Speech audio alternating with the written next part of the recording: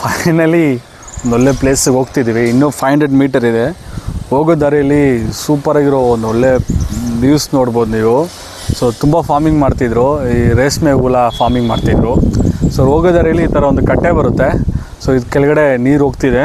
So ನೀರು ಜಾಸ್ತಿ ಇತ್ತು, ಬಟ್ ಈಗ ಕಡಿಮೆ ಆಗಿದೆ ಅಂತೆ. ಸೊ ಹೋಗಿದೆ, ಸುಮಾರು ಮೀನುಗಳು ಬೇರೆ ಇದೆ ಇಲ್ಲಿ. ಸೊ ಅದಕ್ಕೆ ಒಂದು ಸ್ವಲ್ಪ ರಿಲ್ಯಾಕ್ಸೇಷನ್ ಮಾಡಿಕೊಂಡು ಹೋಗೋಣ ಅಂತ, ಅದು ನಿಮಗೂ ತೋರಿಸೋಣ ಅಂತ.